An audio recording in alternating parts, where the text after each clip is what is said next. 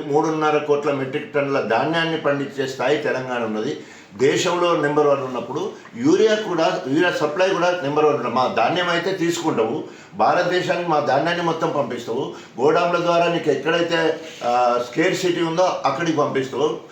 కేంద్ర ప్రభుత్వ పరిధిలో గోడామ్స్ అన్నీ ఉంటాయి, వడ్లన్నీ నువ్వు తీసేసుకుంటావు. మరి అవి పండించడానికి యూరియా ఎందుకు సప్లై? తోడు దొంగలు ఇద్దరు, బీజేపీ ఎన్డీఏ అక్కడ, కాంగ్రెస్ ఇక్కడ. ఎందుకంటే 53 సార్లు పోయినప్పుడు రేవంత్ రెడ్డికి రాహుల్ గాంధీ కానీ సోనియా గాంధీ కానీ టైం ఇచ్చలేరు, కానీ మోడీ కానీ తర్వాత బీజేపీ ఎన్డీఏ మంత్రులు మాత్రం రేవంత్కు టైం ఇస్తున్నారు. మరి పోయినప్పుడు ఏం మాట్లాడుకొని వస్తున్నావు? నువ్వు యూరియా గురించి మాట్లాడాలి కదా, నీ బాధ్యత కదా.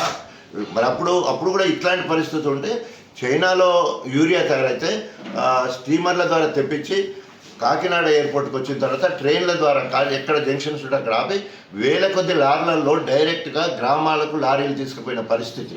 గ్రామంలో పోయిన తర్వాత అవసరమైతే ఇంటికి 2-3 బస్తాలు వేసుకుంటూ పోయిన సందర్భం ఉన్నది. ఎందుకంటే ఊరోళ్ళందరూ కలిసి లారీ ఆ ఊరికే వస్తుంది కాబట్టి ఆ రకంగా విత్ ఇన్ నో టైంలో బఫర్ స్టాక్ ఉండేది, అంటే నిల్వ స్టాక్ ఉండే పరిస్థితి కాంచెల్లి ఇవాళ రైతు అన్నమో రామచంద్ర పోయి ఇవాళ యూరియో రామచంద్ర అనే పరిస్థితి వచ్చింది.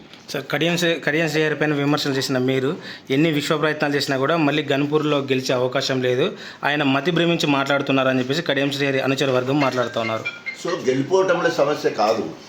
ఇప్పుడు విజయరామారావు గారు తెలంగాణ ఉద్యమకారుడు, మంత్రి, ఎమ్మెల్యేగా ఉండి ఎమ్మెల్యే పదవికి రాజీనామా చేసి 2008లో ఎలక్షన్ పోయిండు. ఓడిపోవచ్చు కాక, కానీ ఆయన పేరు చరిత్రలో, ఆయన పేరు నేను అంటున్నాను, చరిత్రలో మిగిలిపోతుంది కదా. సో నేను కూడా కాంగ్రెస్ పార్టీ ఎమ్మెల్యే పదవికి కేంద్రంలో రాష్ట్రంలో కాంగ్రెస్ అధికారంలో ఉంటే ఆ అధికార పార్టీకి రాజీనామా చేసి ప్రాథమిక సభ్యత ఎమ్మెల్యే పదవికి రాజీనామా చేసి తెలంగాణ జెండా పట్టుకొని తెలంగాణ మొత్తం తిరిగిన. అప్పుడు తెలంగాణ రాజీనామా లేక మొత్తం తెలంగాణ మొత్తంలో నాకు ఆదరణ లభించింది. ఒకవేళ కనుక మీరు కడియం తీసుకున్న నిర్ణయం ఏదంటే నువ్వు కూడా నాలాగా రాజీనామా చేయి, అదేవిధంగా నీ కాంగ్రెస్ జెండా పట్టుకొని తెలంగాణ మొత్తం తిరుగు, ఎట్లుంటుందో చూద్దాం. Thank you.